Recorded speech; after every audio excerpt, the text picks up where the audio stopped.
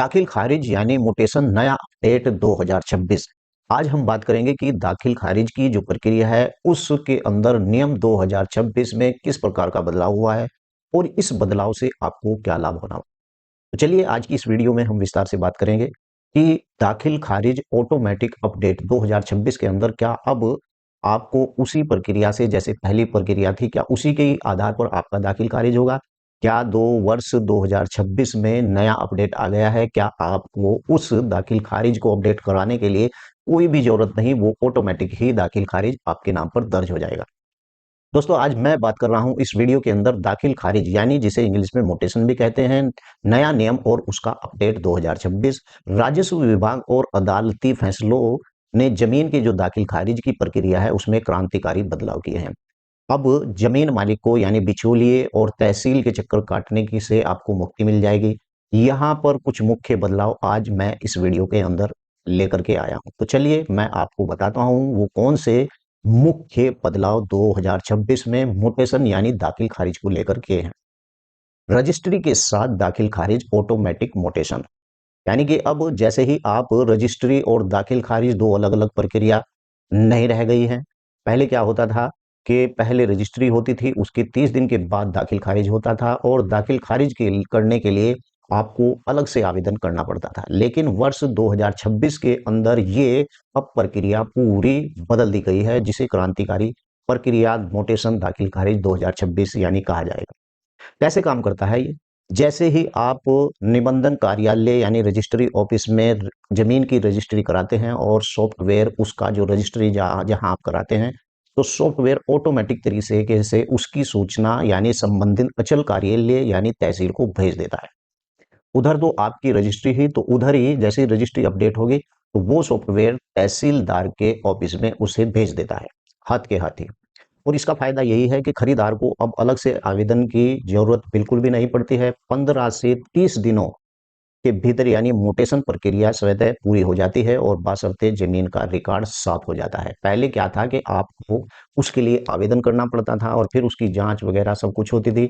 लेकिन अब नई सॉफ्टवेयर प्रक्रिया, ये जो नई प्रणाली ऑटोमेटिक सिस्टम की अपनाई जा रही है, तो इसके आधार पर अब आपको अलग से आवेदन करने की जरूरत नहीं। बायोमेट्रिक और आधार पर सत्यापन अनिवार्य है। मैं आपको बता दूं कि धोखाधड़ी को रोकने के लिए सरकार ने अब रियल यानी टाइम सत्यापन शुरू किया गया है। और रजिस्ट्री के समय यानी खरीदार, विक्रेता और ग्राहक का आधार यानी कि जो आधारित ओटीपी या फिंगरप्रिंट सत्यापन होता है, आप जब भी जाते हैं तो आप रजिस्ट्री के अंदर 5 10 की 10 उंगली लगाकर यानी बायोमेट्रिक आप अपना सत्यापन करते हैं।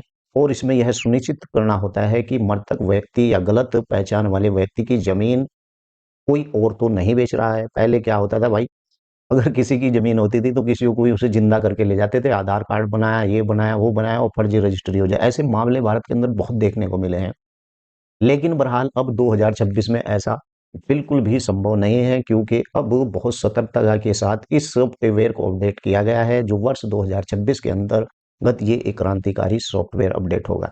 यानी कि आप जैसे ही रजिस्ट्री कराएंगे तो उसकी सूचना आपके तहसीलदार कार्यालय को पहुंच जाएगी और वो उसी वक्त से अपना काम शुरू कर देगा। पुरानी रजिस्ट्री पर सुप्रीम कोर्ट का एक ऐतिहासिक फैसला भी आया था, वो भी चलिए मैं आपको बता देता हूँ। अगर आपके पास दादा परदादा के समय की पुरानी रजिस्ट्री है और दाखिल खारिज नहीं हुआ है, तो अब डरने की यानी जरूरत बिल्कुल भी आपको नहीं है। मालिकाना हक यानी कोर्ट ने स्पष्ट किया है कि केवल दाखिल खारिज न होना मालिकाना हक को खत्म नहीं करता है। और साथ ही अगर आपकी सेल डीड या फिर आपका केवला या फिर असली है और आप सरजी जो सर्किल ऑफिसर यानी कि जो आपका सीओ होता है या फिर डीसीएलआरपी के पास पुराने दस्तावेजों के साथ आप आवेदन कर सकते हैं। अपडेट प्रक्रिया 2026 में नए पोर्टल पर यानी लीगल डेट के तहत ही पुरानी जो रजिस्ट्री का ऑनलाइन यानी चढ़ाने का जो विकल्प दिया गया है, इसी के अंदर, इसी सॉफ्टवेयर के अंदर, यानी कि इसी प्रकार से आप रिजेक्शन या का कारण बताना अनिवार्य बिल्कुल भी नहीं होगा।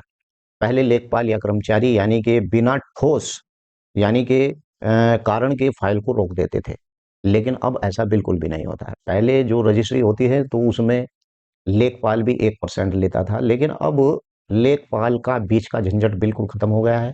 अब तो आपके बीच की जो दलाली थी, प्रक्रिया थी, वो सब वर्ष 2026 में यानी दाखिल खारिज खारिज के नए अपडेट के अनुसार अब ऐसा कुछ भी नहीं होगा। और 30 से 45 दिन के भीतर प्रक्रिया पूरी नहीं होती है अगर आपके दाखिल खारिज की, तो मामला उच्च अधिकारी के पास ऑटोमेटिक यानी स्किलेस्ड स्वेच्छीय रूप से ट्रांसफर हो जाएगा। पहले क्या होता था कि रजिस्ट्री होगी, उसके बाद तहसील में कागज जाते थे, आप आवेदन करते थे और वहां पर 30 दिन या जो है 45 दिन के बाद भी वो तहसीलदार के कार्यालय में ही अटके पड़े रहते थे, जब तक उन्हें आप रिश्वत नहीं देते थे, पटवारी, लेखपाल या फिर कानूगो पेशकार, तो ऐसे लोग आपका दाखिल खारिज नहीं करते। अब इस प्रक्रिया के अनुसार अगर आपका दाखिल खारिज 15 दिन या 30 दिन के अंदर नहीं होता है, नए सॉफ्टवेयर के अनुसार जो बदलाव आया है, तो वो सॉफ्टवेयर ऑटोमेटिक उच्च अधिकारी को अपडेट कर देता है। तो अब क्या होगा, अब तो बिल्कुल दाखिल खारिज 100% उस व्यक्ति को जिस पर वो जाती है यानी अधिकारी पर जाती है उसे करना ही पड़ेगा। यानी पारिवारिक बंटवारे की जो सुगमता है, यानी आपकी जो सहमति होने वाली जो परिवार के बंटवारे के लिए अब भारी भरकम फीस या लंबी प्रक्रिया की आपको बिल्कुल भी किसी प्रकार की जरूरत नहीं है। परिवार के सदस्य 100 रुपए के स्टैम्प पेपर पर यानी आपसी सहमत पत्र और इस पर बनाकर ऑनलाइन अपलोड कर सकते हैं। पहले क्या था कि दाखिल खारिज के समय अगर किसी का मुश्तरका खाता होता था तो लेखपाल पटवारी 61 ख के अनुसार वो मांगता था, यानी आपका हिस्सा प्रमाण पत्र। अगर आपका जमीन भी यानी ज्वाइंट है तो 100 रुपए के स्टाम्प पेपर पर आप जो है सबके साइन कराकर उसे अपलोड कर दो, तो वही आपका हिस्सा प्रमाण पत्र होता है और उसी के आधार पर ही आपकी दाखिल खारिज हो जाता है ऑनलाइन। यानी कि इस आधार पर सभी के नाम अलग-अलग और जमाबंदी या खतौनी में दर्ज हो जाएंगे जो व्यक्ति उस भूमि के ऊपर यानी जिनके नाम है। यानी कि इसका जो मैं आपको बताऊं कि ऑनलाइन स्टेटस आपको जरूर चेक करना चाहिए। जब भी आप रजिस्ट्री करा कर आते हैं तो आपको ऑनलाइन रजिस्ट्रेशन के लिए अपना स्टेटस लगातार चेक करता रहना चाहिए और हमेशा राज्य सरकार, राजस्व विभाग, भू लेख या फिर इस प्रकार की जो पोर्टल है उन पर जाकर आप म्यूटेशन केस स्टेटस चेक कर सकते हैं कि आपका म्यूटेशन अब तक क्यों नहीं हुआ है। पहले आपको तहसील के चक्कर लगाने पड़ते थे, लेकिन अब आप घर बैठे ही अपने मोबाइल से देख सकते हैं कि अभी हमारी फाइल किस अधिकारी के पास है।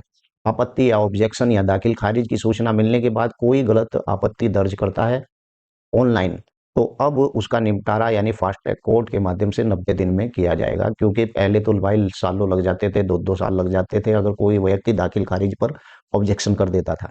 डिजिटल हस्ताक्षर होंगे और सुनिश्चित करें कि आपकी नई खतौनी या फिर जमाबंदी राजस्व अधिकारी या फिर डिजिटल हस्ताक्षर हो, क्योंकि वह हर समय हर जगह मान्य होती है। तो ये जानकारी थी आज जो इस वीडियो के अंदर 2026 नवीनीकरण यानी कि राजस्व नियमन और उसके अदालती निर्देशों के ऊपर ये आज जो मैंने वीडियो बनाई है उन सभी के निर्देशों के ऊपर ये वीडियो आधारित है। आपको वीडियो कैसी लगी है वीडियो के नीचे लिखकर जरूर बताएं। आपका कोई सवाल है तो भी वीडियो के नीचे लिखें। चैनल पर पहली बार आए तो चैनल को सब्सक्राइब करें। जय हिंद, जय भारत, खुदा हाफिज।